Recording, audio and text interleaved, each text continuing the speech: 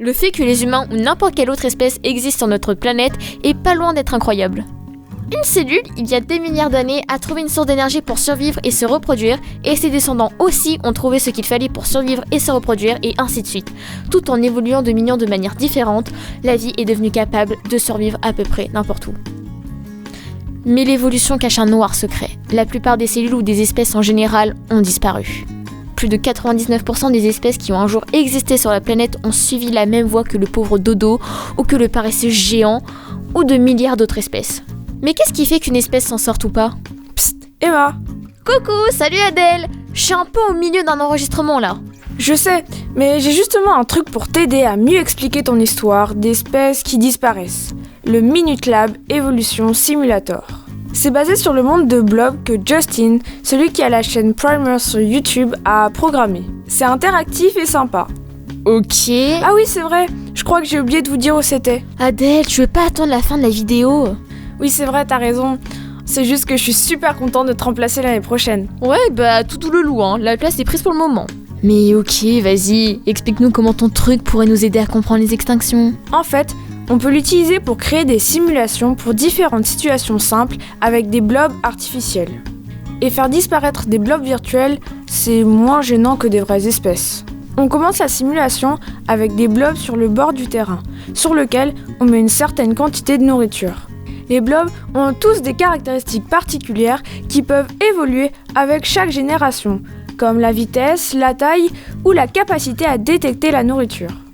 Ils se déplacent sur le terrain en cherchant à manger, puis doivent revenir au bord du terrain avant qu'ils ne manquent d'énergie et finissent par rencontrer leur créateur.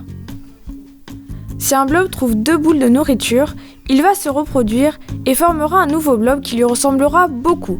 J'aime bien voir comment les caractéristiques des blobs évoluent génération après génération, pour parfois les emmener vers un cul-de-sac évolutif.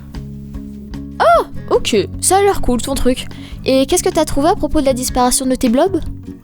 Ce que j'ai trouvé, c'est que la principale raison de la survie ou de la disparition des blobs, c'est le changement rapide d'environnement. Par exemple, quand je diminue lentement la quantité de nourriture de 80% en 10 générations de blobs, des mutations qui permettent la survie des blobs dans cet environnement ont le temps de se produire. Mais si je m'amuse à diminuer la quantité de nourriture trop vite, genre en une seule génération, les blobs n'ont pas le temps d'avoir suffisamment de mutations pour tomber sur une qui leur permette de survivre, et ils disparaissent. Ok, c'est intéressant. Mais tu sais qu'il se passe la même chose dans le monde réel. Les furets par exemple, ils s'adaptent plutôt bien au changement de proie, en quantité ou en espèces. Mais quand les colons sont arrivés et ont complètement et rapidement décimé les principales proies du furet, ils n'ont pas eu le temps de s'adapter à d'autres proies et ont fini par disparaître. D'habitude, dans la nature, il y a toujours plusieurs espèces qui chassent la même nourriture. Et est-ce que ton monde artificiel pourrait gérer plus d'une espèce ? Eh bah oui, c'est possible. Et ? Regarde, lançons la simulation avec 2 espèces de blobs. L'espèce orange est rapide, mais la bleue voit la nourriture de plus loin. T'as vu, tant qu'il y a pas mal de nourriture, les 2 espèces coexistent sans souci. Soignons un peu sadiques et diminuons la quantité de nourriture d'un coup. Ah, je crois que dans ces conditions, les bleus survivent, mais l'espèce orange s'éteint. Oh bah tiens, on dirait l'histoire des tigres de Tasmanie et des dingos. Bah, de quoi tu me parles ? Bah, t'avais 2 carnivores qui vivaient au même endroit, tranquillement, sans souci, même en mangeant plus ou moins la même chose, en plus ou moins grande quantité en fonction des années. Et les humains, je sais, c'est surprenant, ont pratiquement complètement décimé, encore une fois, les proies de ces 2 carnivores. Les dingos, qui chassaient en meute, ont une capacité certaine à trouver des trucs rares. Ils ont réussi à survivre, alors que les tigres de Tasmanie, eux, n'ont plus trouvé suffisamment de nourriture et ont fini par s'éteindre dans leur Australie natale. Ah oui, ça me rappelle un truc. Dans le monde des blobs, les prédateurs aussi peuvent avoir un rôle dans l'extinction d'une espèce. On peut par exemple s'amuser à mettre un gros blob carnivore au milieu de petits blobs tout mignons. Et si un blob suffisamment gros en rencontre un petit, il peut, le dévorer. Oh oui, c'est le mot, dévorer. Si on met des blobs identiques au début, mutation après mutation, génération après génération, les blobs vont naturellement se diviser en 2 groupes. Des gros qui peuvent manger tout ce qui passe à leur portée, comme leurs voisins par exemple, et des petits blobs qui économisent leur énergie pour manger le peu de nourriture laissé par les gros. Regarde là, j'ai mis un gros blob au milieu d'un tas de tout petits. En quelques générations, tous les petits auront servi de casse-croûte aux gros. C'est comme si les petits blobs étaient capables de s'adapter aux gros s'ils évoluaient ensemble, en évitant d'être mangés. Mais si ça arrive d'un coup, le changement est trop rapide et les mutations qui pourraient fonctionner avec le temps ne peuvent pas être sélectionnées avant que tout le monde soit mort. C'est exactement ça. Pauvre mignon et délicieux petit blob. On voit ça pratiquement tout le temps quand une espèce invasive arrive et domine l'espèce locale. Par exemple, les serpents et les oiseaux. Il y en a qui coexistent depuis longtemps. Les oiseaux survivent en échappant aux serpents, en les reconnaissant et en faisant attention à eux. Mais il a suffi qu'une seule femelle serpent brun arrive sur l'île de Guam et en quelques années, elle et ses descendants ont fait disparaître 12 espèces d'oiseaux natifs et naïfs de l'île. J'ai comme l'impression qu'il y aurait un genre de schéma qui se répète. Dans toutes les extinctions dont tu parles, c'est toujours la faute des humains.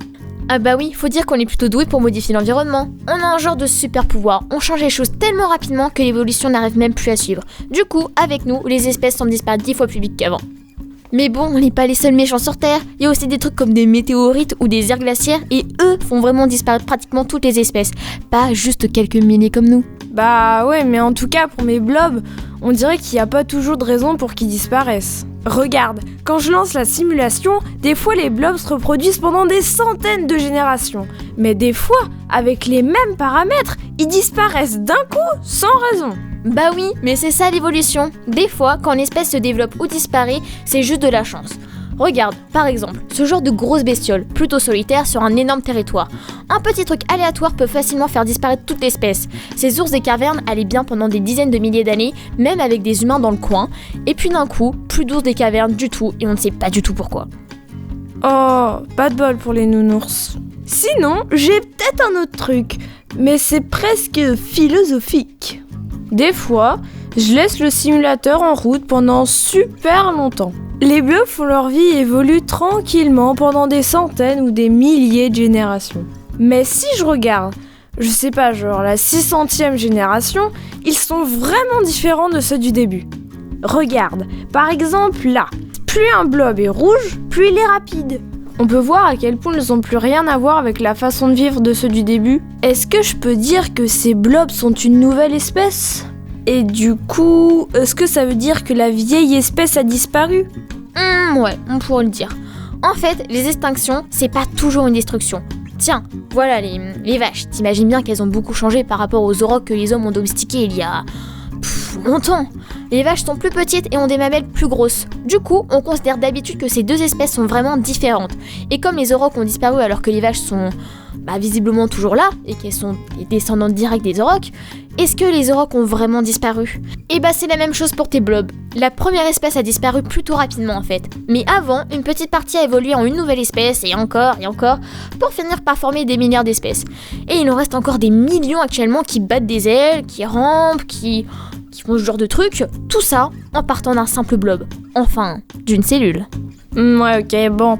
Dis, on peut leur dire où trouver ce petit simulateur maintenant ? Oui, c'est la fin là. Vas-y, explique-nous. Non, en fait, je vais juste mettre le lien dans la description, c'est plus simple. Bon c'était ma dernière voix off. J'espère que la prochaine fois vous m'entendrez et j'espère être payée. Merci à Monsieur Neveu, merci à Noah l'ingénieur du son, merci aux gens qui nous ont écoutés, qui nous ont suivis, qui se sont abonnés, qui ont liké nos vidéos, qui m'ont soutenu. Merci à Sibou et bon courage pour la prochaine film.